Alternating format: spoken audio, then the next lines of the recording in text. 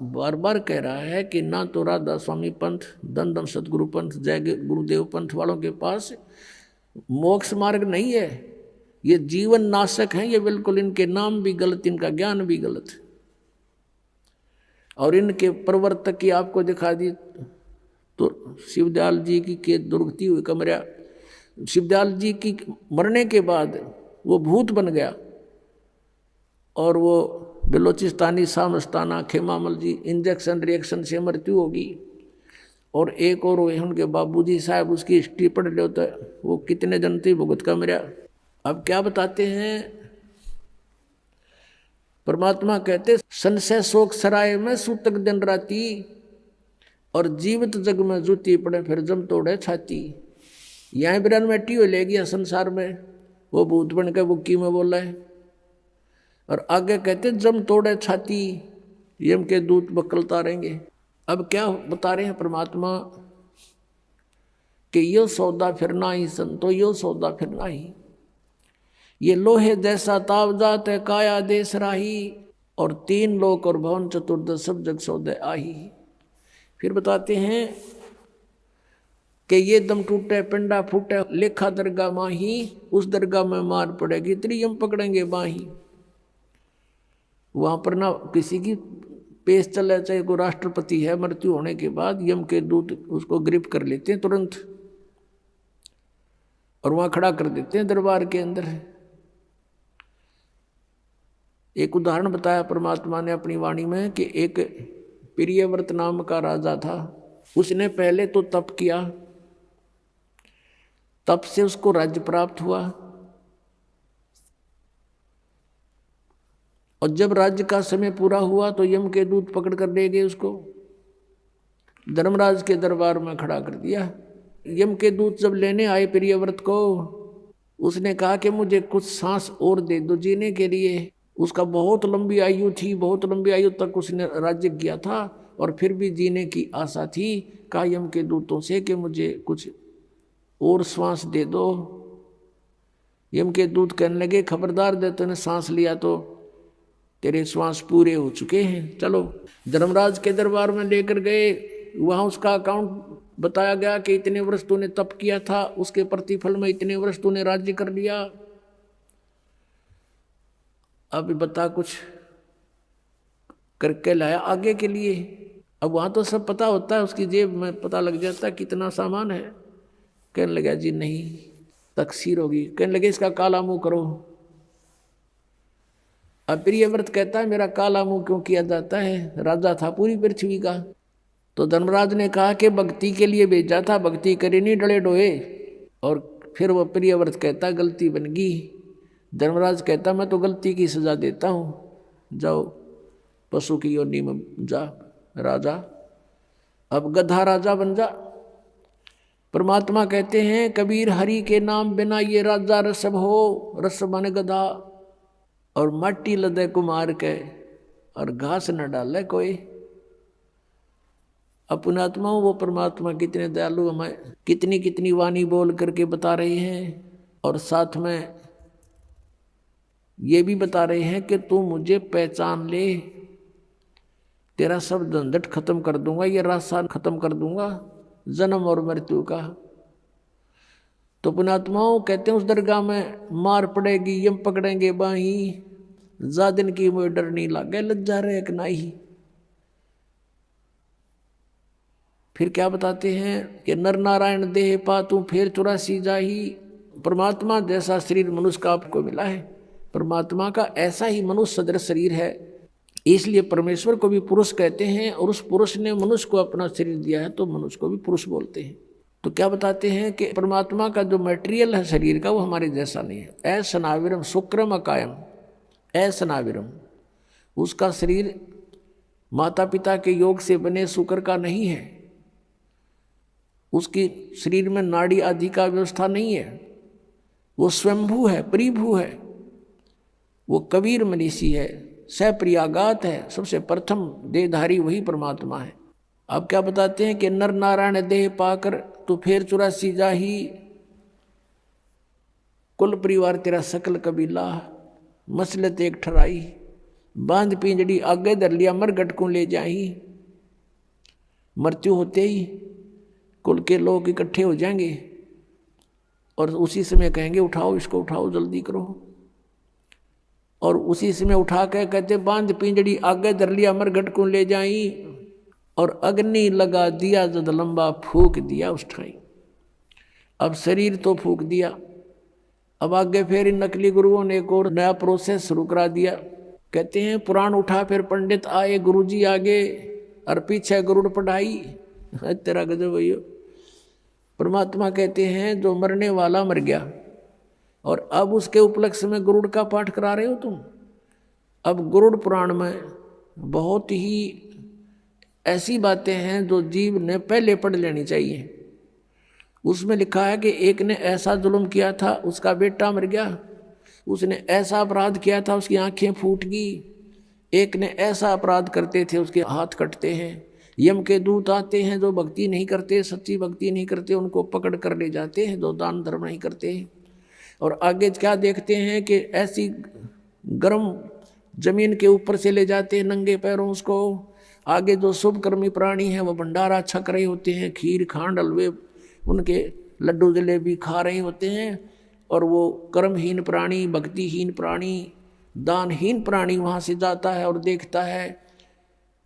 उनको कहता है यम के दूतों से, भगवान के दूतों से कि भाई मुझे भोजन करा दो, मुझे भूख लगी है। वो कहते हैं नहीं, तेरे शुभ कर्म नहीं हैं, चल तुझे भगवान के दरबार में पेश करके तुझे फिर कुटाई करेंगे तेरी। तो कहते हैं परमात्मा का कहने का उद्देश्य ये है कि वेद पुराण उठा फिर पंडित आगे पाछे गरुड़ पढ़ाई, कि उसको गरुड़ पुराण का पाठ पहले कराना चाहिए था, पहले सुनाना चाहिए था। वो बुराइयां बचता, डरता और शुभ कर्म कर जाता और उसकी दुर्गति ना होती। वो तो गधा बन गया और पाछे उसका गरुड़ पुराण का पाठ करा रहे। अब क्या फायदा मरने के बाद मुंह में घी डालन का। अब क्या बताते हैं कि पुराण उठा फिर पंडित आए, पीछे गरुड़ पढ़ाई। और फिर बताते हैं नर से तीतु पशुआ कीजिए, गद्दा बैल बुनाई। ये 56 भोग कहाँ मन भोरे की तो कुरडी चरने जाई। पुणात्मा परमात्मा ने हमें बताया है वह सच्चाई है कि कबीर ये माया अटपटी और सब गट आण अड़ी, वह किस किस ने समझाऊं या कुएं भांग पड़ी। हमने इस काल के नकली इस सुख की भांग पी रखी है इस कुएं में, काल के कुएं में। और सबके एक जैसी ही बुद्धि होगी। जैसे शराब पिए हुए व्यक्ति या भांग पिए हुए व्यक्ति आपने चाहे 100 मिल जावे रास्ते में, उनकी एक जैसी भाषा होती है, एक जैसी चाल होती है। लटक दे हैं, किधर पैर टेकें, किधर इधर जावे, बोले तो और में बोलेंगे। तो किसी ने बात करके देख लो, जिन्होंने नशा कर रखा वो एक जैसी भाषा जानते हैं। तो हम सभी को इस काल ने भांग प्या रखी है झूठे सुख की, और सभी हम इसी में इतने मस्त हो रहे हैं। और यहाँ परमात्मा याद दिलाते हैं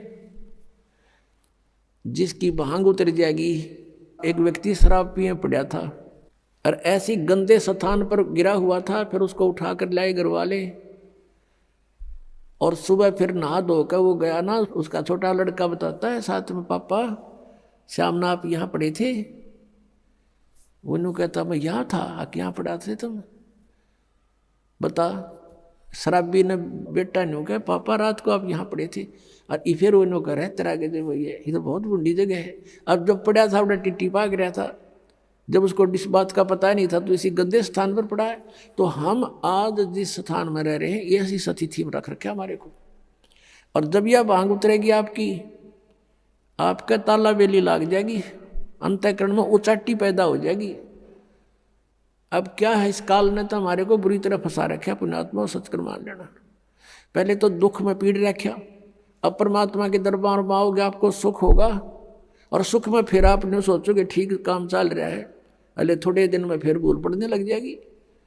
तो इसके लिए परमात्मा कहते हैं सुख के माथे पत्थर पड़ो, नाम हृदय से जावे, बलिहारी उस दुख के जो पल पल नाम रटावे।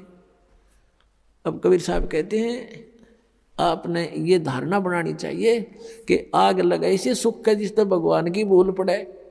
हे भगवान, ऐसा सुख भी ना देना जिससे आपकी भूल पड़े, ऐसा दुख भी दिए रखना परमात्मा, धन्य है वो दुख जिससे आप याद आओ, आपके ऊपर कष्ट आए, आपने सब जगह ट्राई की, नहीं बात बनी, आप यहाँ भी ट्राई करने आए हैं कुछ तो, और यहाँ तो यह बात पक्की बनेगी जब मन में आपने सच्चे दिल से भक्ति की और नाम ले लिया था, मर्यादा रखनी पड़ेगी, तो फिर आपको ये सुख तो होंगे ही होंगे, लेकिन इन्हीं सुखों तक सीमित मत रहना। यहाँ आने वाले को एक आगाह किया जाता है कि बरवाला आश्रम आने से पहले आप केवल दुख निवारण कराने के लिए उद्देश्य लेकर मत आना। यहाँ उद्देश्य लेकर आओ कि हमने जन्म मृत्यु के कैर से बचना है। उसके साथ ये तो आपको फ्री ऑफ कॉस्ट रूंगे में दिए जाते हैं, रूंगे में। ये जो संसारिक सुख हैं, आपके कष्ट निवारण है, तो रूंगे में दिए जाते हैं। ये हमारा बिजनेस नहीं है, यहाँ हमारा उद्देश्य नहीं है। अब जैसे पहले समय में गांव में कोई ये सब्जी बेचने आया करते और कोई फल फ्रूट भी बेचने आते थे, तो वो कैसे सौदा करा करती थी हमारी दादी। उस समय ऐसे सौदे हुआ करते थे जैसे गेहूं का बेला भर लेगी और उसकी तराजू में डाल दिया, और वो उसको कणक के कोई 2 बार कोई 1.5 बार ऐसा, उसके बदले में 2 बार जैसे सब्जी तोल दी गेहूं के बदले में। वो तो ले लिया जो लेना था माई ने, वो जो सौदा करना था वो तो कर लिया। उस गेहूं के 1 बेले यानी 1 किलो के बदले में 2 किलो 2 बार तोल ली वह सब्जी, जो उसका रेट था वो ले लिया। फिर नो क्या करती, भाई रूंगा और दे, रूंगा मीन फ्री ऑफ कॉस्ट। वो फिर 1-2 और आलू घेर देती, नो कह ना भाई और दे, वो 1-2 और घेर देता, उसको रूंगा बोला करते, रूंगा। तो यहाँ कहने का भाव ये है कि जो असली सौदा है वो तो आपका जन्म और मृत्यु का दुख बटेगा यहाँ पर, और जो ये संसारी छोटे मोटे कष्ट आपके ऊपर हैं, कोई घाटे बाधे के दुख हैं, ये तो रूंगे में दिए जाएंगे यहाँ पर आपको, रूंगे में फ्री में। ये सौदा नहीं हमारा, ये तो आप डिमांड करते हो इसलिए ठा के दे दिए 2 आलू खा लो। तो ये जो आपके ऊपर जो कष्ट आए हैं, कोई प्रेत बाधा है, या कोई किसी ने शराब कर रखा है, कोई घायल गलवा रखी है, या कोई पाप कर्म प्रारब्ध का दंड है, ये तो रूंगे में काटेंगे कबीर भगवान। आपका असली रोग तो जो है जन्म और मृत्यु का है। अब क्या बताते हैं, नर से तीतू पशुआ की जय गद्दा बैल बनाई, ये 56 भोग कहाँ मन बोरे, कि तकुरेड़ी चरणे जाई। पुणात्माओं, हमने इस काल के इस झूठे सुख की भांग घनी पी रखी है, और हमारा आज यकीन ना होता कि हम गधे भी बनेंगे, और हम कुत्ते गधे सुअर बनेंगे, और वो आहार करेंगे जो आज वर्तमान में कुत्ते गधे कर रहे हैं। उसके लिए याद दिलाते हैं, सुखदेव ने 84 भुगती बना पजावे खरवो, तेरी क्या बुनियाद पुरानी, तू पेंडा पंथ पकड़वो। कहते सुखदेव जैसे ऋषि ने 84 लाख प्राणियों के शरीरों में कष्ट भोगना पड़ा। सुखदेव ने 84 भुगती बना पजावे खरवो, और तेरी क्या बुनियाद पुरानी, तू पेंडा पंथ पकड़वो। के सुखदेव ने 84 भुगती, गधा बन गया पजावे पे। पजावा होता है यहाँ पर, पजावा होता है जैसे कुम्हार लगाते थे पहले, उसमें ईंटें पकाते थे, और ईंटों के पकाने के बाद जो राख बचती थी उसके ऊपर ही और लगा देते थे, उसको कहीं डालने की जगह नहीं होती थी उनके पास, उसके ऊपर ही फिर दूसरी वर्ष लगा लेते थे, फिर तीसरे वर्ष ऐसे, तो बहुत ऊंचा ढेर हो जाता था।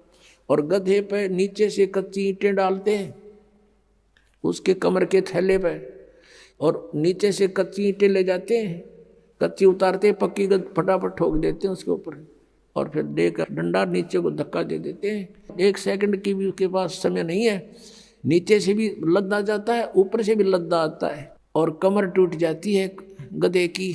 और शाम को आहार करने के लिए कहाँ जाता है, कुर्डियों पर, यानी बाहर मैदान में, वहाँ खाता है, फिर चारा भी बाहर चर के आता है, और सेवा को मार की करता है।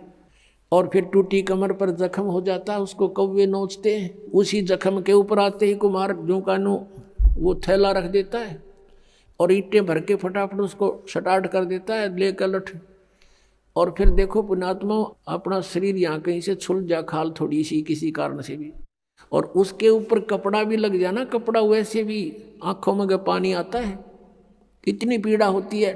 और आज वो अफलातून जब राजा बना हुआ था, भक्ति करी नहीं, सच साधना की नहीं, आज गधा बना हुआ है, कमर टूटी है, ऊपर थैला, और थैले के अंदर से कोरस सैंड यानी वो खोरा ईंटों का जो रेत वो जख्म पर गिरता आकर के, और ऊपर से ईंटों की रगड़ लगती है उसके, ऐसे चलते चलते, और उसकी आंखों में से पानी आता, वो कुछ नहीं कर सकता, विवश है। अपनात्मा पहले तो हम भी ऐसे ही थे, अब परमात्मा की दया से आत्मा निर्मल हुई, ये बातें याद आती हैं तो भी शरीर कांप जाता है। और एक बार नहीं, असंख्यों बार, एक बार नहीं असंख्यों बार ये कष्ट उठाए हमने। अपनात्मा आपको कितना राहत होने जा रही है, कितना लाभ होने जा रहा है, आप नहीं समझ सकते इसको। और हम कितना कष्ट उठा चुके हैं असंख्यों बार। ये तो एक बार के गधे का एक दिन की बता रहे हैं, ये कष्ट एक दिन में ऐसा होता है, और एक गधे का जीवन कितना। अब इसलिए बताते हैं सतगुरु के उपदेश का, जय सतगुरु की संगत करते सकल कर्म कट जाई, अमरपुरी पर आसन होते जहां धूप ना छाई।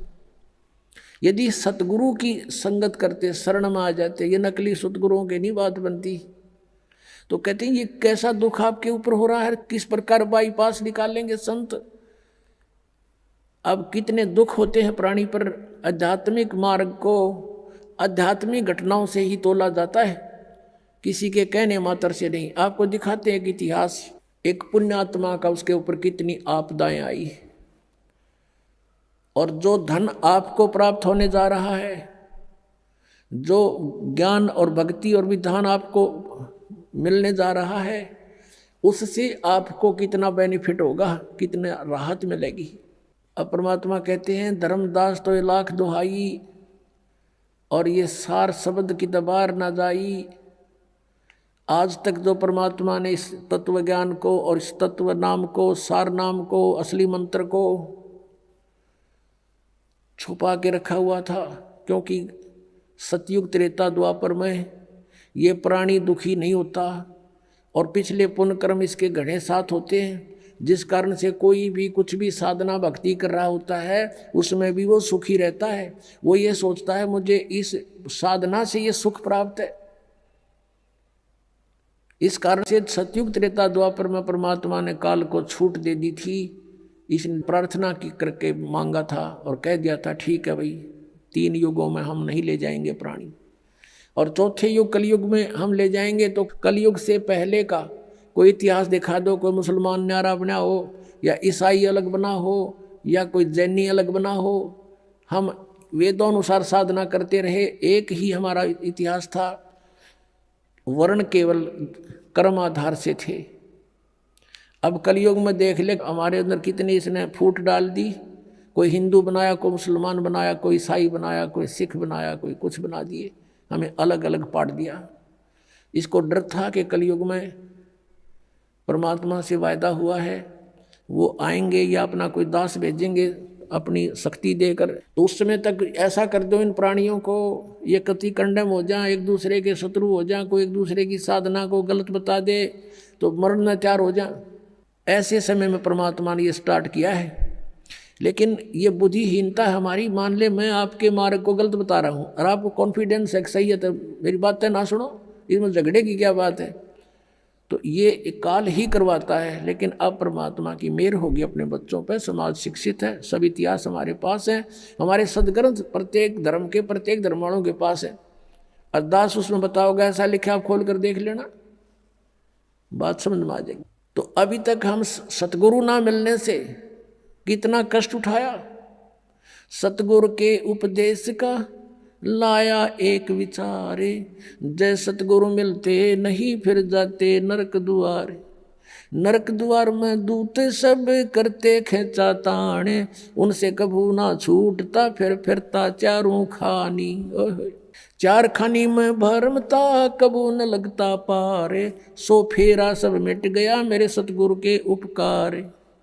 सात समंदर की मसी करूं और लेखनी करूं बन राय, धरती का कागज करूं गुरु गुण लिखे न जाए। अब आपको दिखाते हैं कि इतिहास के सतगुरु ना मिलने से साधना भी कर रहे हैं, उनकी भी दुर्गति होती है। आओ जैन धर्म को जाने, एक पुस्तक है, देखिएगा। इसके लेखक हैं प्रवीण चंद्र जैन, M.A. शास्त्री। ये देखिएगा, ये इनके मंत्र हैं, ओम अरम नमः। अरम हम देते वो नाम है, ये हरियम राम, ये तो राम हो गया। आओ जैन धर्म को जाने, लेखक प्रवीण चंद्र जैन, M.A. शास्त्री, जम्बूद्वीप हस्तिनापुर। और प्रकाशक हैं श्रीमती सुनीता जैन, जम्बूद्वीप हस्तिनापुर, मेरठ। इसके 294 पृष्ठ पर आपको पढ़ाते हैं। आओ जैन धर्म को जाने, ये तो है पुस्तक का नाम, विशेष प्रकरण। और 293 पृष्ठ पे प्रश्न है, श्री महावीर भगवान के अन्य कौन कौन से नाम हैं? उत्तर है 5 अन्य नाम हैं, वीर, अतिवीर, सम्मति, महावीर और वर्धमान, एवं वर्धमान। 294 पे लिखा है, श्री महावीर भगवान के जीवन का कथन कहाँ से प्रारंभ होता है? उत्तर है पुरुरवा नामक भील की पर्याय से। पुरुरवा नामक भील कौन था? उसने क्या किया?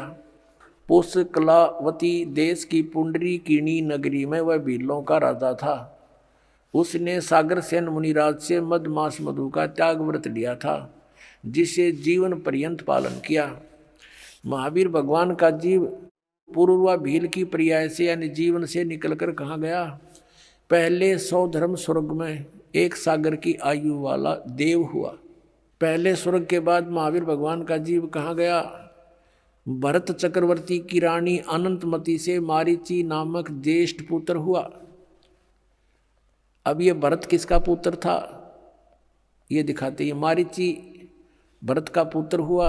अब और दिखाते हैं, ये पुस्तक दिखाते हैं आपको, जैन संस्कृति कोश, जैन इतिहास संस्कृति एवं कला एवं पुरातत्व, भागचंद्र जैन भास्कर।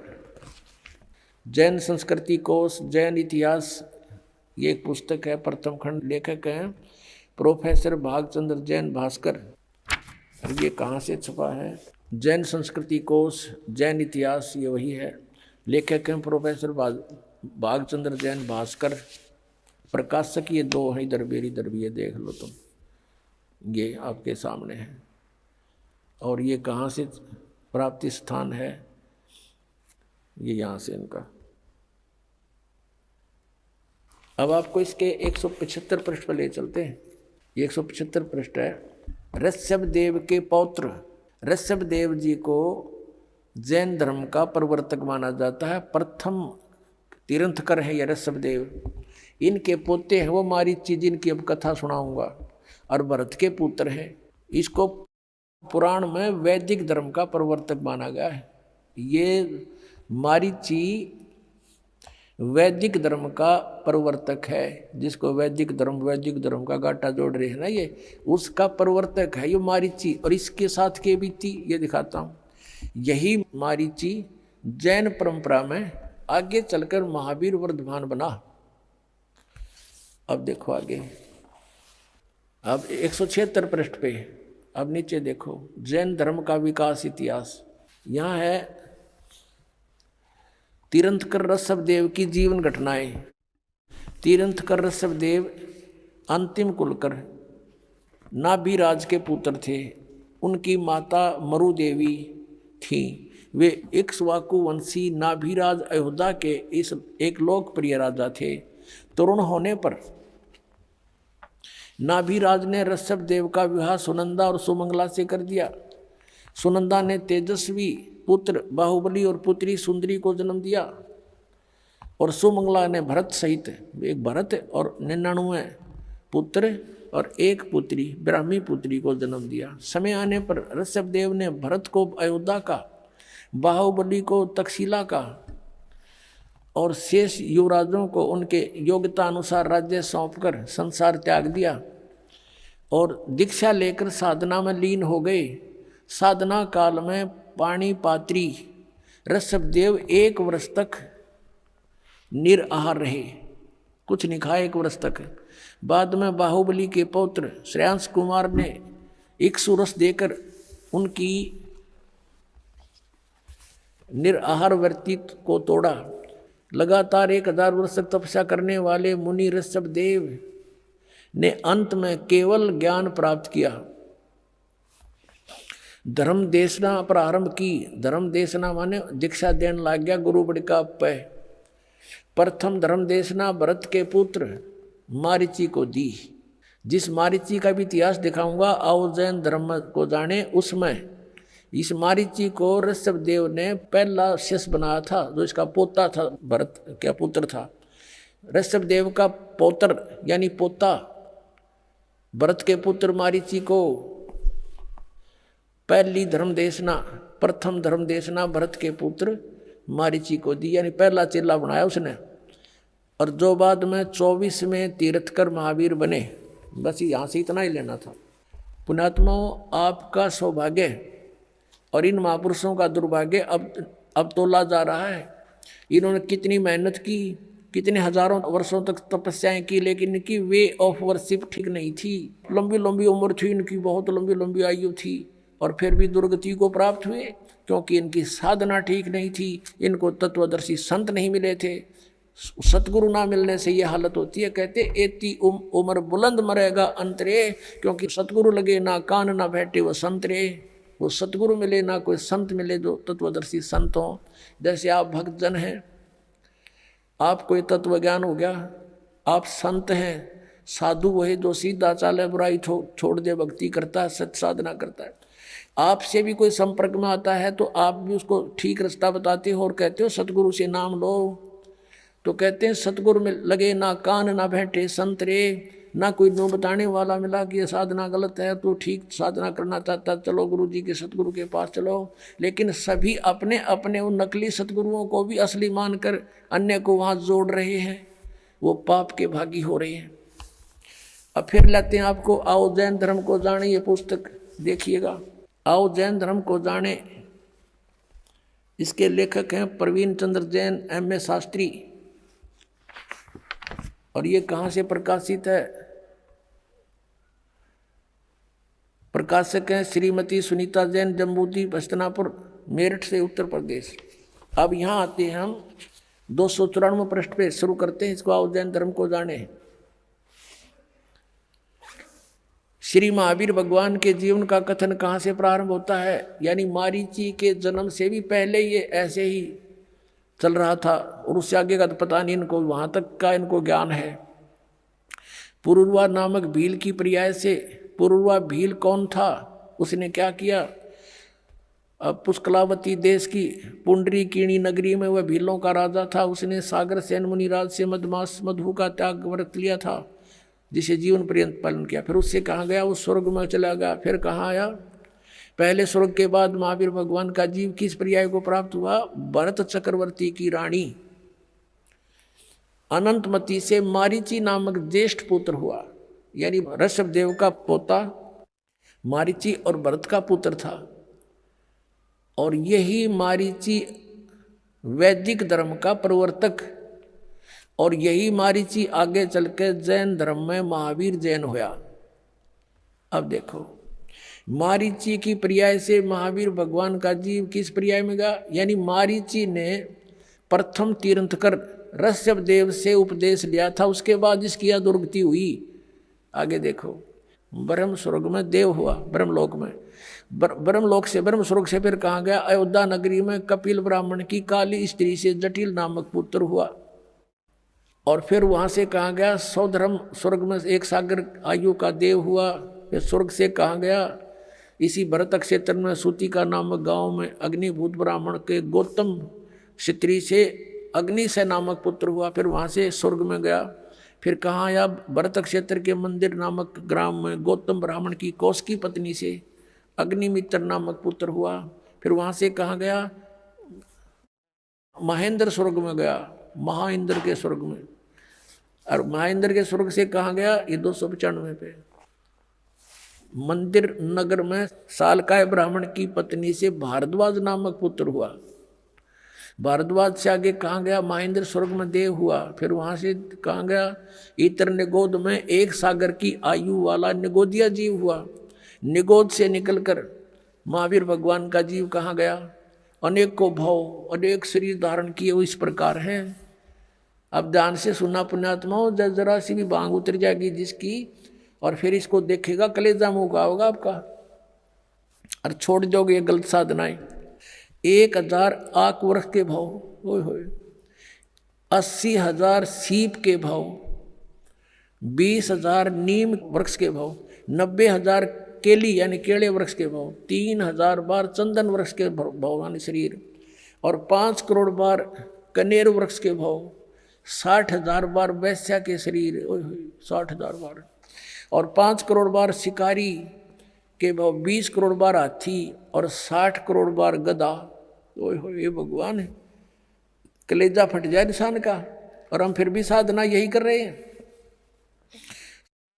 60 करोड़ बार गधे के भाव, 30 करोड़ बार कुत्ते के भाव, ओए होए 30 करोड़ बार कुत्ता। गधे का आपको सुना था एक का भाव बतेरा, और ये 30 करोड़ बार कुत्ता, 60 करोड़ बार गधा, और 60 करोड़ बार नपुसंक खुसरा, 20 करोड़ बार स्त्री के भाव, 90 लाख बार धोबी, 8 करोड़ बार घोड़ा, 20 करोड़ बार बिल्ली, ओए होए 60 लाख बार गर्भ में मरण, गर्भपात की मृत्यु, माए गलगोट का मेरा माँ के पेट में ही। 80 लाख बार देव पर्याय को प्राप्त किया, 80 लाख बार, ओनली 80 लाख बार तो देवता बना, और गधा बना 60 करोड़ बार, ओए होए 60 करोड़ बार गधा, 30 करोड़ बार कुत्ता। इस 80 लाख बार देवता बनने वाले ने एक गधे का जीवन बतेरा, सारे पर पानी फेरने, और यो 60 करोड़ बार गधा बना, और 30 करोड़ बार कुत्ता, और बाकी नरे। अपने आत्मा विचार करो, ऋषभ देव जी ने जो साधना की उसकी क्रियाएं कैसी थी, घोर तप किया 1000 वर्ष तक, और फिर प्रथम अपने पोते को नाम दिया, प्रथम शिष्य वही बनाया, और उस शिष्य की उस पोते की क्या दुर्गति हुई आपके समक्ष है। और आगे फिर यू नरक में गया। कहने का भावदास का यूँ है कि जब तक सतगुरु नहीं मिलेंगे और आप साधना भी कर रहे हो, आपकी दुर्गति समाप्त नहीं हो सकती। गीता जी अध्याय नंबर 18 के श्लोक नंबर 62 में कहा कि अर्जुन तू सर्वभाव से उस परमेश्वर की शरण में जा, उसकी कृपा से ही तू परम शांति को और सनातन परम धाम को प्राप्त होगा। अपने विषय में बताता 4थे अध्याय के 5वें श्लोक में, 9वें श्लोक में, 2रे अध्याय के 12वें श्लोक में, 10वें अध्याय के 2रे श्लोक में, अर्जुन तेरे और मेरे बहुत जन्म हो चुके, तू नहीं जानता मैं जानता हूँ। 8वें अध्याय के 5वें और 7वें श्लोक में कहा कि मेरी साधना करनी है तो मुझे प्राप्त होगा, जन्म मृत्यु बनी रहेगी, युद्ध भी करना पड़ेगा, शांति नहीं है। 8वें अध्याय के 8, 9, 10 में 3 श्लोकों में कहा कि उस परमात्मा की भक्ति करेगा तो उसको प्राप्त होगा, उसके प्राप्त होने के बाद फिर जन्म मृत्यु तेरी कभी नहीं होगी, परम शांति होगी। अपनी साधना बताता है, मेरा तेको ओम नाम है। 8वें अध्याय के 13वें श्लोक में बताया गीता ज्ञानदाता, मुझ ब्रह्म का केवल एक ओम मंत्र है, जो इसका अंतिम सांस तक सुमन करेगा मुझे प्राप्त होगा, और मेरी प्राप्ति में जन्म मृत्यु नहीं समाप्त हो सकती। 84 लाख योनियां भोगनी पड़ेंगी और युद्ध भी करना ही पड़ेगा उस परमात्मा के पाने का। 17वें अध्याय के 23वें श्लोक में गीता जी में कहा कि ओम तत्सत इति निर्देश ब्रह्म त्रिविध समर्थ है। उस परमात्मा सच्चिदानंद घन ब्रह्म पूर्ण परमात्मा की भक्ति के 3 मंत्र के जाप का प्रावधान है, निर्देश है। 4थे अध्याय के 34वें श्लोक में कहा कि उस तत्व ज्ञान को समझ, कौन से को। 4थे अध्याय के 32वें श्लोक में गीता जी में कहा है कि स्वयं सच्चिदानंद घन ब्रह्म ने अपने मुख से उच्चारण करके जो वाणी बोली है वो सच्चिदानंद घन ब्रह्म की वाणी है, वो तत्व ज्ञान है। उस तत्व ज्ञान को मैं नहीं जानता, गीता ज्ञानदाता कहता है, वो तत्वदर्शी संतों के पास जाकर समझ, वो बताओगा तुझे, और उसके बताए मार्ग अनुसार फिर उस परमेश्वर की शरण में जा, जिसकी कृपा से तू परम शांति को और सनातन परम धाम को प्राप्त होगा। अब यहाँ देखो, ओम नाम का ये ओम और आराम ये जाप करते हैं, इनकी यहीं तक बुद्धि सीमित है और इससे ये दुर्गतियाँ हैं। अब वो 3 मंत्र का जाप, ओम तो सीधा है, तत् और सत्य सांकेतिक है, ये गुप्त है, ये दास बता सकता है इस पृथ्वी पर, और किसी के पास नहीं है। अब ये छुपा कर रखने थे परमात्मा ने। अब इस मारीची वाले जीव की आज्ञा की ओर दुर्गति हुई। देखो, आओ जैन धर्म को जाने, ये पुस्तक हम पढ़ रहे हैं। 295 पृष्ठ पे हमने ये पढ़ लिया। 80 लाख बार देव पर्याय को प्राप्त हुआ और 60 करोड़ बार गधे के भाव को, 30 करोड़ बार कुत्ते को, 60 करोड़ बार नपुंसक, 20 करोड़ बार स्त्री, 20 करोड़ बार बिल्ली आदि। अब आगे क्या गया, कहते हैं उपरोक्त शरीरों को भोग कर प्राप्त करने के बाद श्री महावीर भगवान ने किस पर्याय को प्राप्त किया? राजगृह नगर में शतावर नामक ब्राह्मण हुआ, उससे फिर महेंद्र स्वर्ग में गया, फिर ऐसे जन्म हुआ, और फिर महाशुक्र स्वर्ग में गया, फिर तिस्पुट नामक नारायण हुआ, और फिर 7वें नरक में गया। ये बताना रह रहा था नरक। 7वें नरक में गया यो महावीर जैन यानी मारीची, और 7वें नरक से फिर कहाँ गए? 296 पृष्ठ पे पढ़िए। सिंहगिरी पर्वत पर सिंह हुआ, पुनः प्रथम नरक में गया, फिर नरक में गया, शेर बना, फिर वहां से हिमवान पर्वत शिखर पर फिर सिंह हुआ स्वर्ग से आकर के। प्रथम नरक से निकल कर कहाँ गया कि हिमवान पर्वत पर शिखर पर फिर सिंह हुआ, और फिर वहां से कहाँ गया? स्वर्ग में गया, एक मुनि से उपदेश लिया। फिर कहाँ गया? यहाँ कंकोजल नामक पुत्र हुआ, फिर 7वें स्वर्ग में देव हुआ, फिर अयोध्या नगरी में राजा वज्रसेन की शीलवती रानी से हरसेन नामक पुत्र हुआ, फिर वहाँ से माँ शुक्र स्वर्ग में देव हुआ, फिर दातकी खंड की पूर्वी विधेय पुष्कलावती देश की पुंडराकिणी नगरी में राजा सुमित्र रानी मनोरमा से प्रिय मित्र नामक चक्रवर्ती हुआ, फिर सहस्रार स्वर्ग में देव हुआ, और फिर कहाँ गया? सहस्रार स्वर्ग से महावीर भगवान का जीव किस पर्याय में गया? जम्बू द्वीप के छतरपुर नगर में नंदीवर्धन नामक राजा की वीरमती रानी से नंद नामक पुत्र हुआ, और फिर नंद का जीव आगे कहाँ गया? पुष्पोत्तर विमान में देव हुआ, और उसके बाद 24 में तीर्थ कर श्री महावीर भगवान हुआ। ये भी महावीर भगवान बनया। पुष्पोत्तर विमान में देव हुआ, उसके बाद 24वां तीर्थ कर महावीर भगवान हुआ। श्री महावीर भगवान के जीव ने कितने पाखंड मत चलाए? 363 पाखंड मत चलाए। महावीर भगवान के जीव ने, यानी महावीर के रूप में प्रकट होकर उसने 363 पाखंड मत चलाए हैं। अपने आत्माओं, इस दास का परोपकारी प्रयत्न है, इसको भी लोग निंदा करें, ये तो दूसरों के धर्मों की या गुरुओं की।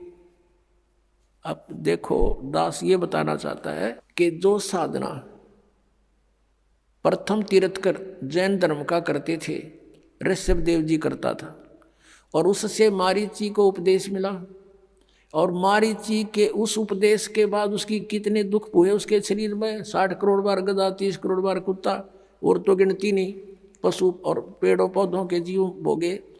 अब दास ये कहना चाहता है कि फिर महावीर भगवान होया 24वां तीर्थ कर, अब उसने वो सब साधनाएं छोड़ दी, जिससे कुछ लाभ तो हो गया, स्वर्ग में तो चला गया, कुछ समय के लिए राजा भी बन गया।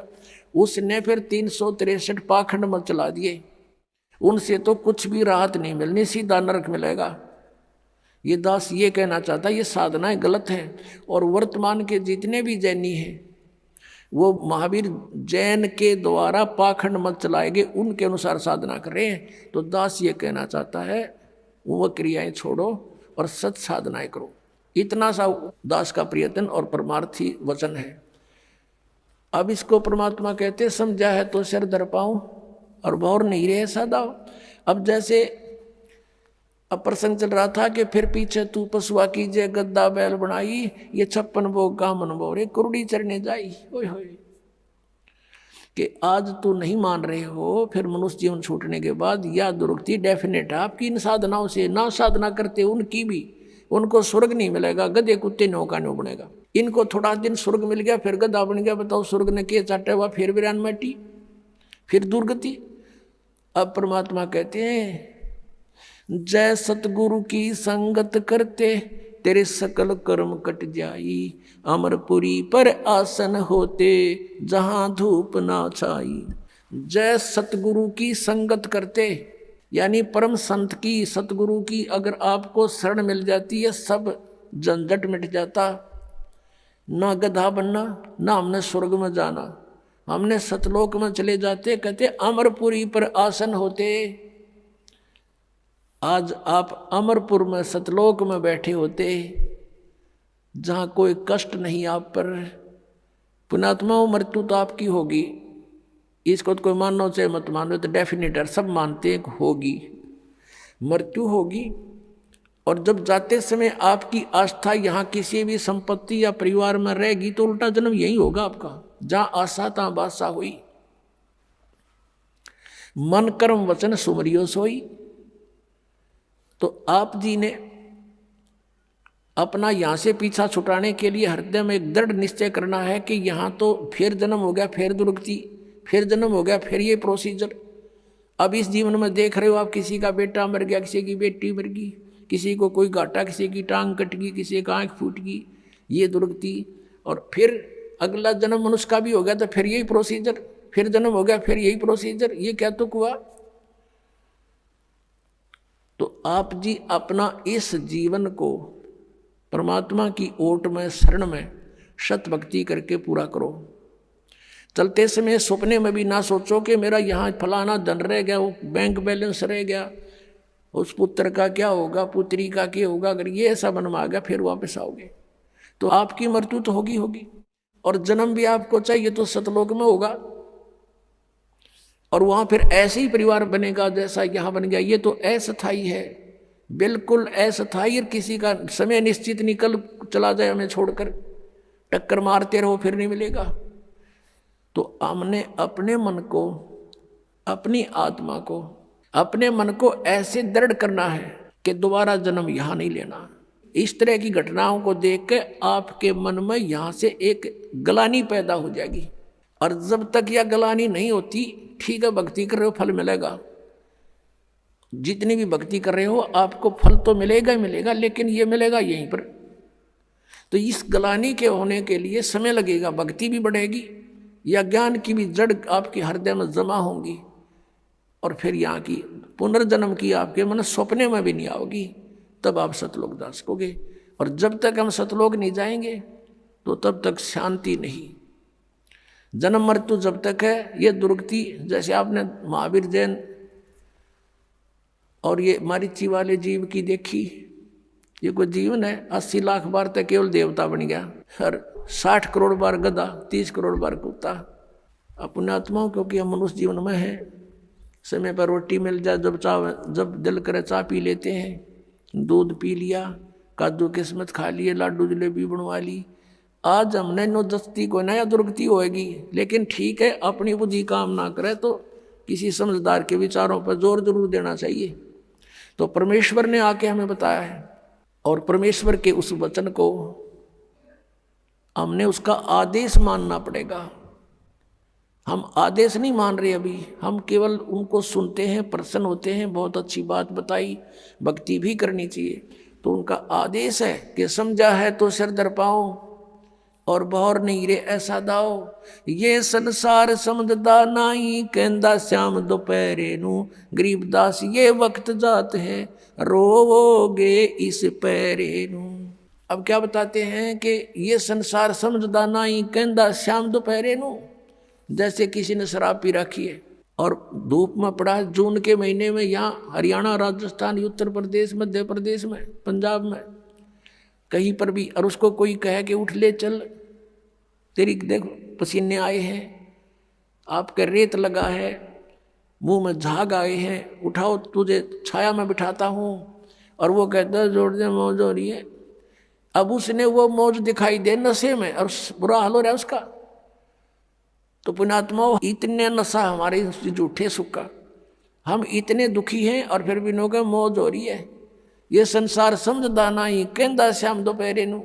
कोर्ट में दो रिश्तेदार मिलते हैं और वहाँ कहते हैं क्या हाल है, मौज हो रही है। कोर्ट में और मौज का कौन सा मेल, दोनों दुखी, और फिर भी नो के मौज हो रही है। तो कहते हैं ये संसार समझदा नहीं, कहंदा श्याम दोपहरे नू, गरीबदास ये वक्त जाता है, रोओगे इस पैरे नू। सत साधना ना की, ये मनुष्य जीवन को फिर रोया करोगे कुत्ते बन के, ऊपर न मुँह करके। बोलो सतगुरुदेव। परम पिता परमात्मा पूर्ण ब्रह्म सारी सृष्टि के रचनहार कबीर देव जी, कबीर परमात्मा ये हमारे मालिक हैं, हमारे पिता हैं, ये कुल के मालिक हैं, सर्व ब्रह्मांडों के स्वामी हैं, सबके कंट्रोलर हैं। यही परमात्मा सत्पुरुष, अलख पुरुष, अगम पुरुष और अनामी पुरुष अन्य रूप धारण करके स्वयं ही विद्यमान रहते हैं। वही परमात्मा यहाँ तीनों लोकों में प्रवेश करके सबका धारण पोषण वही परमेश्वर करते हैं। हम काल के लोक में रह रहे हैं और यहाँ काल का लोक है तो शांति नहीं रह सकती प्राणी को। यहाँ कोई भी प्राणी सुखी नहीं है। हम दूर के ढोल सुहावने लगते हैं, हम दूसरों को सुखी मान लेते हैं, जिसके पास एक कार हो, कोठी हो, अच्छी पोस्ट हो, थोड़ा सा धन हो। ये सुख नहीं है, क्योंकि हमने सुख देखा ही नहीं है। 21 ब्रह्मांड में आग लगी है और कृत्रिमबाजी सभी ठगी। परमेश्वर कबीर देव जी ने स्वयं आकर के बताया है कि 21 ब्रह्मांड में कोई प्राणी सुखी हमने तो देखा नहीं, और तुमने कोई मिल जाए तो मुझे उसकी वार्ता करा दियो। तो पुण्यात्माओं, जो सुख सथल है उसको हम भूल गए, हमारे याद भी नहीं है। हमारी माइंड की नीडल, हमारे दिमाग की सुई स्वर्ग के ऊपर सेट हो गई थी कि स्वर्ग जाएंगे, स्वर्ग जाएंगे, स्वर्गवासी हो गया। अब परमात्मा ने आके बताया कि ये स्वर्ग तो कुछ भी नहीं है। स्वर्ग का अर्थ सुख में सथल होता है, और कहते हैं वहाँ स्वर्ग में वो सुख नहीं है जो आत्मा को चाहिए। वहाँ तो मन की बकवाद अत्यधिक है, नाच गाने हैं और बाकी खाने पीने की सुविधाएं सारी हैं, सुंदर शरीर है वहाँ देवों का, स्त्री और पुरुषों का, और सब बकवादें ज्यों की तो ईर्षा, राग, द्वेष, बकवाद ये सब भरी पड़ी है। स्वर्ग के देवताओं के राजा का थोड़ा सा इतिहास सुना दें तो पता लग जाएगा कि उनके अंदर भी पांचों विकार सड़ रहे हैं। स्वर्ग का राजा इंद्र है, उसके गुरु थे गौतम जी, ऋषि गौतम, और गौतम ऋषि की पत्नी अहिला अपने गुरु की पत्नी के ऊपर वो इंद्र स्वर्ग का राजा आसक्त हो गया, और यहाँ तक बकवाद कर ली उसने। गौतम ऋषि सुबह सुबह स्नान करने जाया करते थे, उस समय अलार्म का कार्य मुर्गा करता था। तो उस इंद्र ने अपना एक देव, क्योंकि वहाँ राजा है देवताओं का इंद्र, उसके हुक्म में सभी कार्य करते हैं, एक शुक्ल नाम के देवता को कहा कि तू मुर्गा बनकर वक्त से बोल पड़ना। उसने ऐसा ही कर दिया। इंद्र वक्त से उठकर नहाने के लिए चल पड़ा। पीछे से गौतम ऋषि का रूप बनाकर वो अहिला के पास पहुंच गया। अपने आत्माओं, अब ज्यादा कथा सुनाने की आवश्यकता नहीं यहाँ की। उसको हम स्वर्ग कहते हैं, स्वर्ग के राजा का ये कैरेक्टर है, तो अन्य देवताओं का कैसा होगा? अब इसमें समझदार को संकेत बतेरा। अब परमात्मा ने आके बताया, भाई यहाँ पर आप जहाँ रह रहे हो ये ठीक स्थान नहीं है, यहाँ से तुम निकलने की चेष्टा करो। और निकलने के लिए तरीका बताया उन्होंने कि सबसे पहले गुरु हो, और गुरु भी पूरा हो, परमात्मा का कृपा पात्र हो, सत्पुरुष को पूरी तरह से वो जान चुका हो, तत्वदर्शी संत हो। तो पुण्यात्मा, पिछला जो परमात्मा का की लीलाएं हम पढ़ते आए हैं, जैसा उनको जाना है, समझा है, वो स्वयं ही आकर के एक तत्वदर्शी संत की भूमिका किया करते हैं और स्वयं ही वो एक संत होते हैं, स्वयं ही एक दास का रोल करते हैं। हमारे लिए उदाहरण छोड़ देते हैं कि आपने यदि भक्ति करनी है, संसार की मान बढ़ाई को नहीं देखना, सर्व ब्रह्मांडों के मालिक होते हुए, सबके दाता होते हुए, एक छोटी सी झोंपड़ी में पूरा जीवन एक जनसाधारण की तरह व्यतीत करके चले गए। वो परमात्मा थे, हमारे लिए ये सब लीला करके गए थे कि तुम अपना 90% समय इन संसार की कुरीतियों के कारण, संसारिक रीतियों के आधार से तुम व्यर्थ करते हो। जैसे मकान बनाने की होड़ स्पर्धा लगी हुई है, या फिर विवाह शादी के अंदर बहुत ज़्यादा खर्च करते हो। जिसके पास पैसा है वो तो खर्च कर देता है, लेकिन निर्धन व्यक्ति फिर देखम देखा वो कर्जवान होता है। उस तरह की क्रियाएं उसने भी करनी पड़ती हैं और फिर वो परेशान रहता है। पैसे वाले व्यक्ति विश्व में 1% भी नहीं होते और वो सब रीतियां बिगाड़ देते हैं। आप देखते हो ये मीडिया में टेलीविज़न और फिल्मों वाले कितनी बकवाद के ढंग से विवाह शादियों का प्रदर्शन करते हैं, जिसको देखम देखा समाज में भी वही बिजली गिरती जा रही है। तो हमने इस परमात्मा को पाने के लिए उनका प्रत्येक आदेश मानना पड़ेगा। उनके द्वारा दिए गई जो गाइडलाइन है, निर्देश हैं, उनकी पालना करनी पड़ेगी, तभी हम सतलोक जा सकते हैं। अब वो सतलोक कैसा है? शंखों लहर मेर की उपज, कहर नहीं जा कोई, दास गरीब अचल अविनाशी, सुख का सागर सोई। शंखों लहर मेहर की उपजे और कहर नहीं जा कोई। अब गरीबदास साहिब जी जो परमात्मा उनको मिले थे, सचखंड सतलोक लेकर गए थे, उन्होंने परमात्मा से परिचित होने के उपरांत परमेश्वर की महिमा को कलम तोड़ ढंग से लिखा है। बोला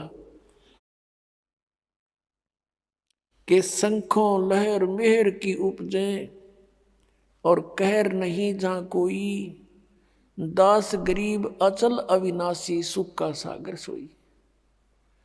शंखों लहर मेहर की उपजे, जैसे कभी किसी समय कभी कभी ऐसा होता है, एकांत स्थान पर बैठे हों, आत्मा के अंदर एक ऐसी हिलोर उठती है, सभी अपने से नजर आते हैं, किसी के प्रति द्वेष नहीं रहता।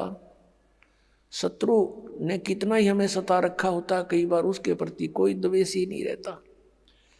परमात्मा की ऐसी मेहर होती है। वो मेहर की लहर थी, सबके ऊपर कृपा बरस रही थी, और उसके जाने के बाद फिर वही सती थी। एज इट इज कोशिश करने से भी वो लहर नहीं फिर दोबारा आती। तो परमात्मा कहते हैं वो मेहर की लहर आई थी, उसके बाद सब कहर की लहर होगी। अशांत बनाए रखती है हमारे को। तो कहते हैं वहां सतलोक के अंदर ऐसी शंखों लहर मेहर की उपजे, क्योंकि वह बॉडी दूसरे टाइप की है। ऐसा शरीर नहीं है सतलोक में, शरीर एज इट इज है, सकल सूरत ऐसी है, मूर्त ऐसी है, लेकिन वो मटेरियल ये नहीं है। वो नूर एक तत्व से बना है, उसमें ये रक्त नहीं है, मांस हाड़ चाम नहीं है, एक नूर से बना हुआ है। अब ये आध्यात्मिक मार्ग है, ये समझ माना बहुत कठिन हो जाता है कि नूर से कैसे बनता है। अब जैसे ये शरीर 5 तत्वों से बना है, कैसा रूप है इसका? 5 तत्व कौन से हैं?